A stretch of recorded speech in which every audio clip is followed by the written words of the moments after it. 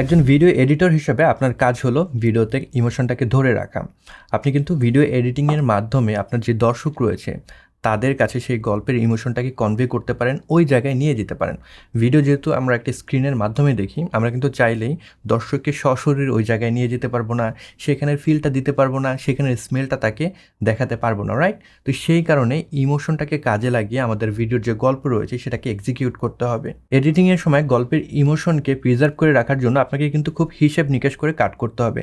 যখন কোনো কাট করছেন তখন আপনাকে চিন্তা করতে হবে, এই যে কাটটা আমি এই পয়েন্টে করছি, এটা দ্বারা কি আমার গল্পের যে ফ্লো রয়েছে সেটাতে কোনো ব্যাঘাত সৃষ্টি হবে, নাকি আমার যে গল্প রয়েছে সেটাকে আরও বেটার ওয়েতে নিয়ে যাবে, এগিয়ে নিয়ে যাবে, সেই গল্পের ফিলটাকে আরও বেটার ওয়েতে রিপ্রেজেন্ট করতে হবে। এই সকল চিন্তা ভাবনা করে কিন্তু কাটগুলো আপনার করতে হবে। কোনো ফিল্ম যখন শ্যুট হচ্ছে সেটা কিন্তু একবারই শ্যুট হচ্ছে না, একটা সিন দেখা যায় অনেকবার টেক নেওয়া হয়, অনেকগুলো অ্যাঙ্গেল ব্যবহার করা হয়। তো দেখা যায় অ্যাক্টর যে আছে প্রত্যেকটা সিনে কিন্তু তার এক্সপ্রেশনও কিন্তু সেম থাকে না। সো আপনি যখন এডিট করছেন তখন আপনাকে মনে রাখতে হবে আপনার কাছে যে ফুটেজগুলো প্রোভাইড করা হয়েছে এগুলোকে ব্যবহার করে কিন্তু আপনার ফাইনাল একটা রেজাল্ট নিয়ে আসতে হবে। এখন সেটা কিভাবে করবেন, ইমোশনটাকে প্রিজার্ভ করে কিভাবে এডিটিংটা এগিয়ে নিয়ে আসবেন, সেটা আপনার ক্রিয়েটিভিটি কাজে লাগিয়ে দেন এক্সিকিউট করতে হবে। সো যখন এডিট করতে বসছেন ইমোশনটাকে কিন্তু খুবই গুরুত্ব দিতে হবে। এরপরে চলে আসে স্টোরি। পুরো ফিল্মের ফাউন্ডেশন হলো স্টোরি। স্টোরি হলো আপনি যে ভিডিওটাকে এডিট করছেন এই ভিডিওটা কি বিষয়, সেখানে কি মেসেজ আছে, সেখানে কি গল্প বলা হয়েছে, এই বিষয়টাই কিন্তু স্টোরির কাজ। এখন স্টোরি আপনার তখনই বুঝতে পারবেন যখন সেটা নিয়ে ঘাটাঘাটি করবেন বা সেটা নিয়ে আপনার ধারণা থাকবে। এই ধারণাটা নেওয়ার জন্য প্রথমেই যেটা করতে হবে, ভিডিও এডিটের আগেই সেই স্ক্রিপ্ট সম্পর্কে একটা ভালো ধারণা থাকতে হবে। স্ক্রিপ্টটা কয়েকবার আপনি পড়ে নেবেন, তাহলে কিন্তু আপনি বুঝতে পারবেন কোন শটের পর কোন শট বসবে, কোনভাবে ডায়লগগুলো আসলে এক্সিকিউট করা হয়েছে, ভালো একটা ধারণা আপনার কাছে চলে আসবে। সো যখন এডিটে বসলেন তখন আপনার ওই গল্পের উপর ভিত্তি করে ডিসাইড করতে হবে যে এই ফুটেজগুলো আমি পেয়েছি, এখানে কি আদৌ এই ফুটেজটা আমার দরকার আছে কি না, এই ফুটেজটা কি আমার গল্পকে এগিয়ে নিতে সাহায্য করবে, নাকি আমার যে দর্শক রয়েছে তারা ডিস্ট্র্যাক্ট হবে। তো এই ডিসিশন নিয়ে আপনার ওই ফুটেজটা ওই জায়গায় দরকার আছে কি না সেভাবে কিন্তু বসাতে হবে। এডিটর হিসেবে কিন্তু স্টোরি সম্পর্কে ভালো ধারণা না থাকলে আপনি গল্পটাকে সুন্দরভাবে এক্সিকিউট করতে পারবেন না। রিদম এডিটিংয়ে খুবই গুরুত্বপূর্ণ একটা পার্ট। নর্মালি আমরা রিদম বলতে কি বুঝি? নর্মালি যদি আপনি কোনো এডিটরকে জিজ্ঞেস করেন রিদম কি, সেক্ষেত্রে তারা হয়তো বলবে মিউজিকের তালে তালে কোনো ফুটেজকে বসানো। এটাও ঠিক আছে, রিদমের আন্ডারেই পড়ে, তবে এটা স্পেসিফিকভাবে ট্রেইলার কিংবা মন্টেজ ভিডিওর ক্ষেত্রে ঠিক আছে। তবে আপনি যখন কোনো গল্প বলছেন, কোনো সিনেমা, নাটক ইত্যাদি এডিট করছেন, সেই ক্ষেত্রে রিদম কিন্তু একটু ডিফারেন্ট ওয়েতে কাজ করে। ফিল্মের ভাষায় রিদম হলো কাটের লেন্থের প্যাটার্ন। আপনি যে প্যাটার্নে আপনার যে কাটগুলো রয়েছে বসাচ্ছেন সেটাকে রিদম বলা হয়। সাধারণভাবে আপনি যদি চিন্তা করেন যখন কোনো ভিডিও এডিট করছেন সেখানে যদি রিপিট কাট করেন সেটা কিন্তু ইন্টেন্স কোনো মোমেন্টকে কনভে করবে। যখন কোনো আপনি কাটের যে লেন্থ রয়েছে বা ডিউরেশন রয়েছে অনেক বড় রাখবেন, অনেকক্ষণ ধরে রাখবেন একটা সিঙ্গেল ফ্রেমকে, তখন কিন্তু সেটা শান্ত একটা পরিবেশের সৃষ্টি করবে। সো এই বিষয়গুলো কিন্তু আপনার ফিল্মে ব্যবহার করতে হবে। তবে এছাড়াও আর একটা প্যাটার্ন রয়েছে, সেটা হলো এভারেজ ডিউরেশন।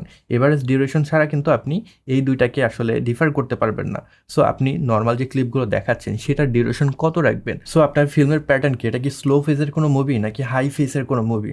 যদি স্লো ফেজের মুভি হয়ে থাকে সেক্ষেত্রে এভারেজ যে ডিউরেশন রয়েছে সেটা একটু বেশি রাখতে পারেন, 6 সেকেন্ডের মতো রাখতে পারেন। যদি আপনি খুবই হাই ফেজের বা আপনি যদি ইন্টেন্স কোনো মুভি নিয়ে কাজ করেন বা নাটক নিয়ে কাজ করেন সেক্ষেত্রে কিন্তু এভারেজ যে শর্ট রয়েছে সেগুলোর ডিউরেশন আর একটু ছোটো করে দিতে পারেন। নর্মালি যেটা করা হয় 4 থেকে 6 সেকেন্ডের ভিতরে কিন্তু ফ্রেমগুলোকে রাখা হয়। এর থেকে যদি বেশি রাখি, 6 সেকেন্ডের বেশি, তখন দেখা যায় যারা দর্শক রয়েছে তারা একটু বোর্ড হয়ে যেতে পারে, আপনার গল্প থেকে বেরিয়ে আসতে পারে। সো আপনার যারা দর্শক রয়েছে তাদেরকে ধরে রাখার জন্য, অডিয়েন্স রিটেনশনটাকে বেশি পাওয়ার জন্য নর্মালি 4 থেকে 6 সেকেন্ডের ভিতরে এভারেজ যে কাট রয়েছে সেগুলোকে রাখা হয়। এর থেকে যদি ইন্টেন্স কোনো মুহূর্ত আপনি বোঝাতে চান 4 সেকেন্ডের কম ডিউরেশনে রাখতে পারেন।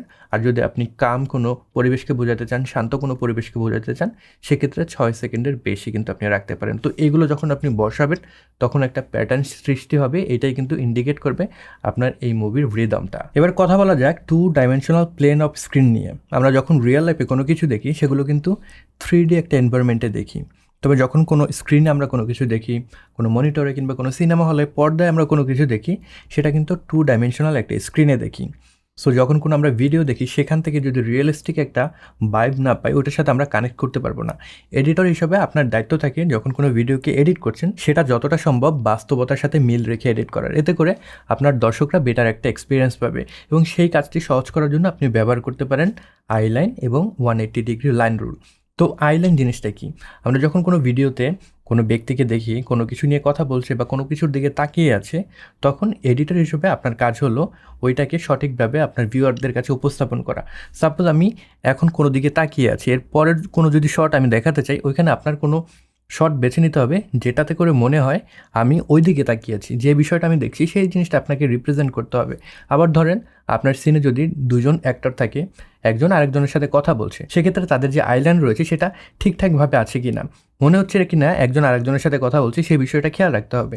সিঙ্গেলি যখন দেখাচ্ছেন দুজন কথা বলছে, কিন্তু আপনি সিঙ্গেলে ওভার দ্য শোল্ডার একটা অ্যাঙ্গেল নিলেন, রাইট? তো সেই ক্ষেত্রে যাতে করে মনে হয় যে ব্যক্তির কথা বলছে সে সামনের ব্যক্তির সাথে কথা বলছে, সেটা প্রপার ওয়েতে সাজানো কিন্তু আপনার কাজ। সো এই আইল্যান্ড জিনিসটা কিন্তু আপনাকে মেনটেন করতে হবে। আর একটা জিনিস রয়েছে, সেটা হলো 180 ডিগ্রি রুল।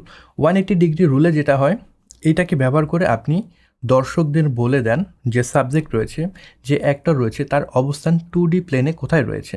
যদি দুইজন অ্যাক্টর থাকে, সেক্ষেত্রে 180 ডিগ্রি রুল দিয়ে আপনি কিন্তু একজনের বিপরীতে আরেকজনের যে অবস্থান সেটাকে নির্দেশ করাতে পারবেন। কারণ যখন আপনি কোনো সাবজেক্টকে স্থাপন করছেন, কোনো অ্যাক্টরকে স্থাপন করছেন, সেই অ্যাক্টর বরাবর একটা লাইন তৈরি করা হয় এবং সবসময় চেষ্টা করা হয় সেই লাইনের এক পাশ থেকে ভিডিও শ্যুট করার। ওই লাইনটাকে ক্রস করা যায় না। যদি ক্রস করেন, সেক্ষেত্রে আসলে একটা সিনের সাথে আরেকটা সিন মিলবে না, দেখতে জিনিসটা খারাপ লাগবে, আপনাদের যারা ভিউয়ার রয়েছে তাদের এক্সপিরিয়েন্সটা নষ্ট হয়ে যাবে। তো সেই ক্ষেত্রে আপনারা সবসময় চেষ্টা করবেন ওই লাইনের এক সাইড থেকে যে ক্লিপগুলো রয়েছে, যে অ্যাঙ্গেলগুলো রয়েছে, সেগুলোকে বাছাই করতে। তবে আপনি যদি ডিস্ট্র্যাকশন বোঝাতে চান, আনইউজুয়াল অ্যাক্টিভিটি বোঝাতে চান, সেক্ষেত্রে কিন্তু আপনি এই রুলটাকে ব্রেক করতে পারেন। যে লাইনটা রয়েছে সেই লাইনের অপর পাশ থেকেও কিন্তু আপনি ভিডিও শ্যুট করতে পারেন। তো সব কিছু আসলে আপনার গল্পের প্রয়োজনে কী বিষয় বোঝাতে চান ইত্যাদি বিষয় বিবেচনা করে কিন্তু সেট করতে হবে। সর্বশেষে কথা বলা যায় 3 ডাইমেনশনাল স্পেস অফ অ্যাকশন নিয়ে। আমরা যখন কোনো ভিডিও ধারণ করি, নিশ্চয়ই একটা অ্যাঙ্গেলে ভিডিও ধারণ করি না, অনেকগুলো অ্যাঙ্গেল থাকে।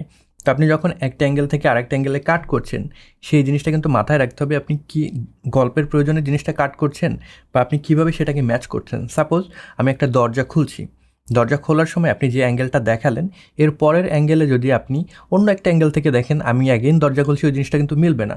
তবে আমি দরজা খুলছি, ওইটা এক অ্যাঙ্গেল থেকে আপনি দেখাচ্ছেন, পরবর্তী অ্যাঙ্গেলে আপনি যদি ওটাকে ম্যাচ কাট করে নেক্সট যে সিন রয়েছে, দরজা খুলে আমি বের হচ্ছি, এরকম কোনো যদি সিন দেখান, সেটা কিন্তু সুন্দরভাবে মিলে যাবে, দর্শক সেটার সাথে কানেক্ট করতে পারবে। সো আপনারা এখানে ম্যাচ কাট ব্যবহার করতে পারেন। আরেকটা উপায় হলো কাট ইন অ্যাকশন। সাপোজ আপনি কাউকে পাঞ্চ করছেন, তো প্রথম অ্যাঙ্গেলে আপনি দেখাচ্ছেন তাকে পাঞ্চ করছেন, সেকেন্ড অ্যাঙ্গেলে যদি আপনি দেখান ইম্প্যাক্টটা, যাকে পাঞ্চ করা হয়েছে সেই ইম্প্যাক্টটা যদি দেখান, সেই দুটো কিন্তু একসাথে সুন্দরভাবে মিলে যাবে। আপনার যারা ভিউয়ার রয়েছে তাদের যে এক্সপিরিয়েন্স রয়েছে সেটা কিন্তু নষ্ট হবে না, তারা সুন্দরভাবে গল্পের সাথে কানেক্ট করতে পারবে। সো এই বিষয়গুলো মাথায় রেখে আপনার কিন্তু ভিডিওটাকে কম্পাইল করতে হবে, তাতে করে যে স্টোরি রয়েছে সেই স্টোরিটাকে বেটার ওয়েতে আপনি রিপ্রেজেন্ট করতে পারবেন।